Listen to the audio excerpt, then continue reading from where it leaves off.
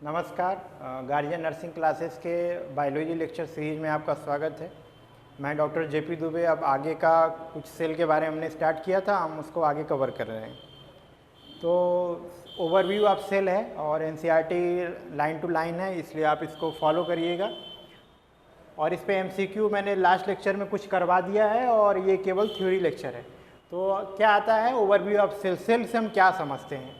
तो सेल में in general हम क्या जानते हैं, देखिए क्या दिया है। The onion cell which is typical a plant cell has a distinct cell wall and its outer boundary and just within its cell membrane.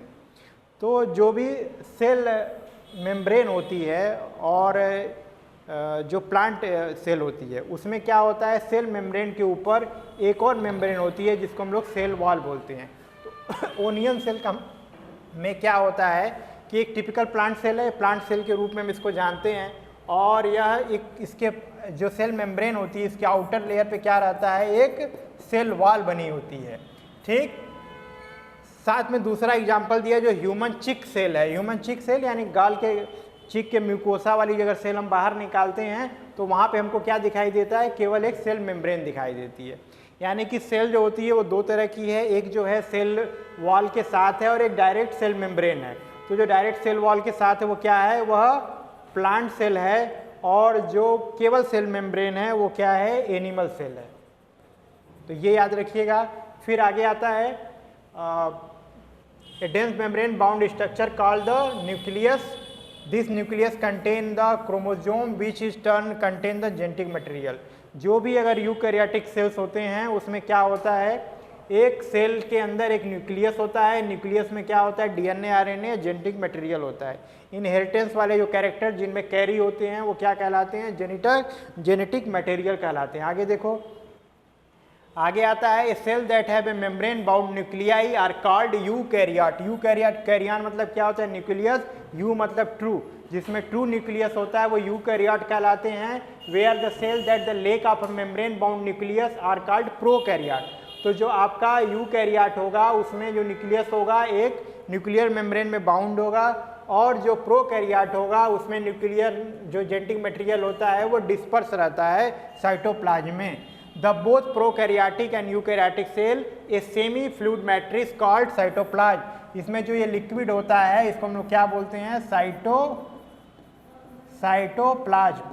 ठीक, ये सब रिवीजन क्लासेस हैं, आप ऑलरेडी पढ़ चुके हैं, मैं केवल आपको रिवीजन करा रहा। Cytoplasm occupies the volume of the cell. तो किसी भी सेल के अंदर जब हम सेल का स्ट्रक्चर बनाते हैं तो एक सेल मेम्ब्रेन होती है या सेल वॉल होगी, साथ में न्यूक्लियस होगा, और न्यूक्लियस के बाहर जो होगा वो क्या होगा, साइटोप्लाज्म।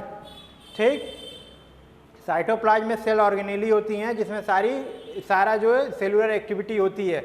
ये इंपॉर्टेंट क्वेश्चन है, लास्ट एमसीक्यू भी था। तो cytoplasm is the main area of cellular activities in the both plant and animal cell. Various chemical reaction occur keep the cell in the living state. इसमें जो भी reaction होते हैं, चाहे अपना वो प्रोटीन का फॉर्मेशन हो या ऑक्सीजनेशन हो, रिडक्शन हो, जो भी प्रक्रिया चलती है वो एक लिविंग स्टेट को मेंटेन करके होती है। अगर ये रिएक्शन बंद हो जाएंगे तो सेल में डेथ हो गई या सेल डेथ हो गई।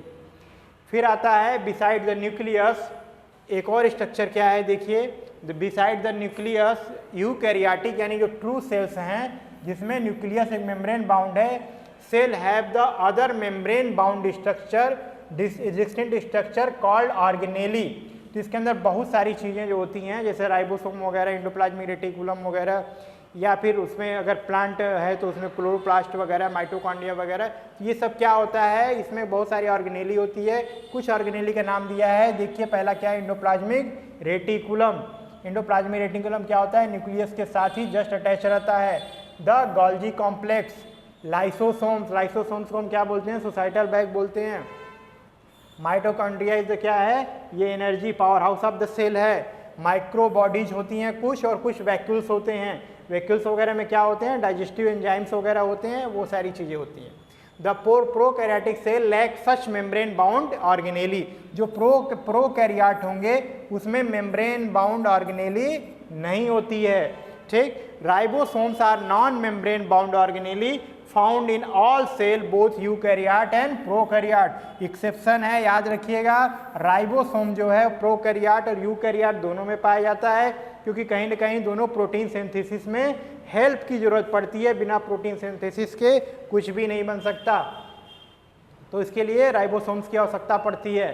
फिर आगे आता है within the cell ribosome are found only in the cytoplasm but also within the two organelle chloroplast and mitochondria on rough endoplasmic reticulum. जो राइबोसोम होता है वह साइटोप्लाज्म में तो है ही, साथ में क्या होता है, एंडोप्लाज्मिक रेटिकुलम के साथ, जिसको आप रफ एंडोप्लाज्मिक रेटिकुलम बोलते हैं, उसके लेयर पे चिपका रहता है एक ये।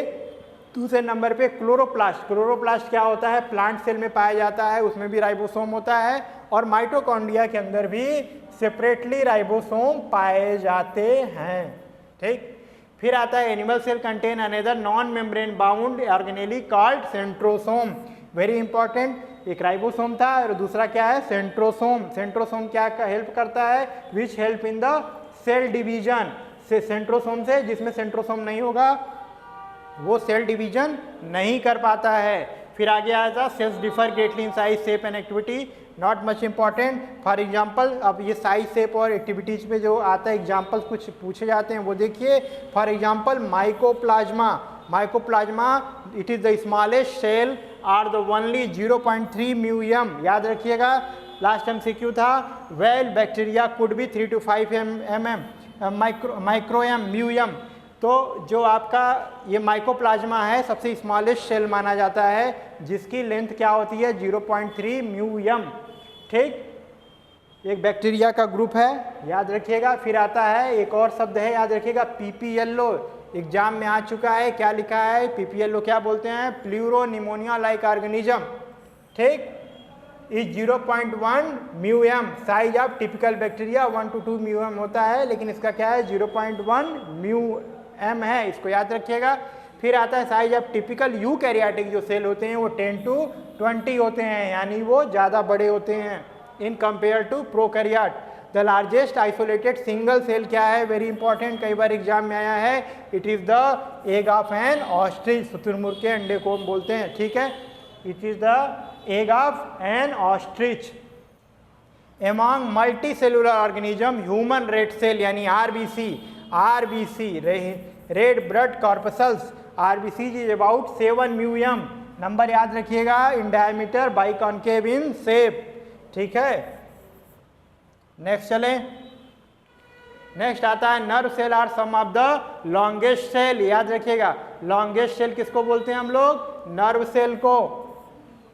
नर्व सेल क्या है, लॉन्गेस्ट सेल है। फिर आगे आया cell also vary greatly in their shape. ये क्या होता है, सेल्स कोई भी होती है उसमें कई तरह से वर्क और फंक्शन के आधार पे शेप में कई वैरायटी होती है। They may be disc like, polygonal, columnar, cuboidal, thread like और इवन इरेगुलर। ये कई तरह के शेप का हो सकता है। जैसे RBC आपका बाइकॉन्केव था, ठीक है, जो नर्व सेल होती है वो इलांगेटेड होती है, तो इस तरह से हो सकता है। ठीक, फिर the shape of the cell may vary within the function they perform. जैसा उनका फंक्शन होगा, it depend on the function, वैसा उनका शेप बन जाएगा। ठीक, जो अपना जो आपको स्ट्रेंथनिंग देने वाली होंगी वो क्या होंगी, स्क्वेमस हो जाएंगी, लंबी खींचने वाली हो जाएंगी। ठीक है, जो एंडोक्राइन नेचर की होंगी वो दूसरे शेप पकड़ेंगी ताकि जल्दी से जल्दी उसमें से इजैकुलेशन हो सके। ठीक है, फिर आता है आपका नेक्स्ट देखिए prokaryotic cell. The prokaryotic cell represent by the bacteria, blue green algae, mycoplasma and PPLO। याद रखिएगा, ठीक, ये and belong to the kingdom Monera. ये सब क्या होते हैं, ज़्यादातर प्रोकैरियोट या जो भी प्रोकैरियोट है मोनेरा ग्रुप से बिलोंग करते हैं। They are generally smaller and multiply more rapidly than any eukaryotic cell. ठीक, and they may vary greatly in shape and size. The organization of the prokaryotic cell is the fundamentally similar even though prokaryotic exhibit the wide variety of shape and function. जो इनका organisation है उसमें fundamentally वो एक ही जैसे रहते हैं, कुछ वैरायटी देखने को मिलती है according to shape and function. All prokaryote have a cell wall surrounding the cell membrane except in mycoplasma. Mycoplasma smallest cell था, याद रखिएगा, ठीक है। The fluid matrix filling in the cell is called cytoplasm. There is a no well defined in nucleus. Well defined nucleus नहीं होता। Eukaryote में क्या होता है, वह न्यूक्लियस क्या होता है, एक न्यूक्लियर मेम्ब्रेन से घिरा रहता है, इसलिए वो यूकैरियोट में दिखाई देता है। प्रोकैरियोट में क्या होता है, जेनेटिक मटेरियल डिफ्यूज रहता है। तो genetic material basically naked, not enveloped by the nuclear membrane. Nuclear membrane found in only in eukaryote.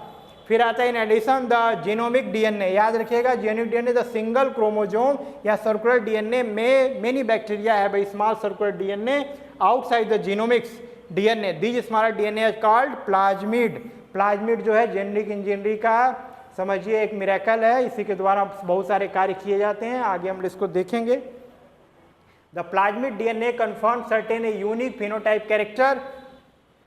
क्या होता है, वन सच कैरेक्टर क्या है, these are the resistance to an antibiotics. इन पे एंटीबायोटिक्स का असर नहीं पड़ता है। The plasmid DNA is used to monitor bacterial transformation with foreign DNA.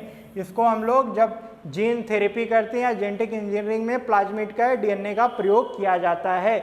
No organelle like the ones in the eukaryotic cell are found prokaryotic cell except the ribosome.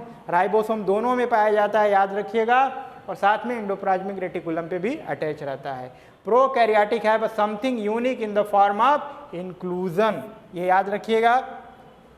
अगर आपको topic समझ में आ रहा है, लेक्चर पसंद आ रहा है, तो चैनल को लाइक करें, सब्सक्राइब करें। Thank you.